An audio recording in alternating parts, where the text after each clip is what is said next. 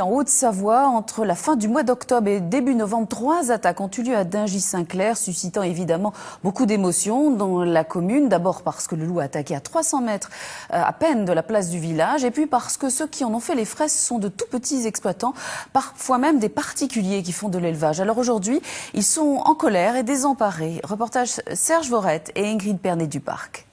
Lorsque Madame le maire a annoncé notre venue, ils ont eu le sentiment qu'enfin on allait les écouter. C'est dire le sentiment de solitude et d'exaspération dont souffrent ces petits éleveurs, double actifs ou simples particuliers, qui souhaitaient juste dire qu'un loup qui se met à tuer au centre d'un village, ce n'est pas tout à fait normal et qu'il est temps de prendre les choses en main. Je ne suis pas une anti-loup au départ.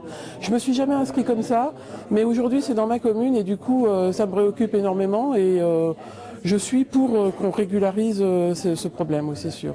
Pierre Jouvenot fait partie de ces passionnés qui a perdu en 3 semaines 3 agneaux et une mère pleine. Un vrai crève-cœur. Les deux là sont à l'écurie depuis les attaques de loups il y a 15 jours.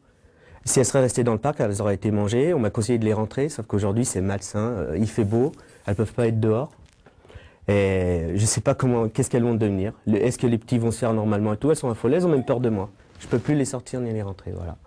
Ces petits exploitants remplissent le rôle que les gros agriculteurs ne remplissent plus depuis longtemps, celui de l'entretien de petites parcelles à la lisière de la forêt qui gagnent toujours plus de terrain et où se cache le loup justement. Autant dire qu'ils se sentent en première ligne.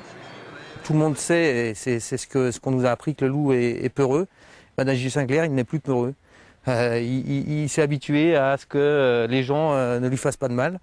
Et finalement, à part la régulation qui pourrait effectivement lui réapprendre un petit peu le côté sauvage et que l'homme pour lui peut être un danger, je ne vois pas d'autre solution aujourd'hui. Côté autorité préfectorale, on nous assure que tout est mis en œuvre pour permettre la cohabitation, mais que le quota de loups attirés en France est pour cette année atteint. Alors, est-ce que c'est tant pis pour Dingy? Peut-être pas. Le comité national loup étudie la possibilité d'anticiper le quota 2012 dès cet hiver. Et puis le ministère également réfléchit à la mise en œuvre d'un arrêté permanent sur un territoire qui autoriserait des tirs de défense. En attendant cet éventuel crédit de tir, tout le monde est ici un peu consterné. Dimanche matin, jour de football à Dingy-Saint-Clair, où il n'y a pas que les sportifs qui voudraient un peu plus de soutien.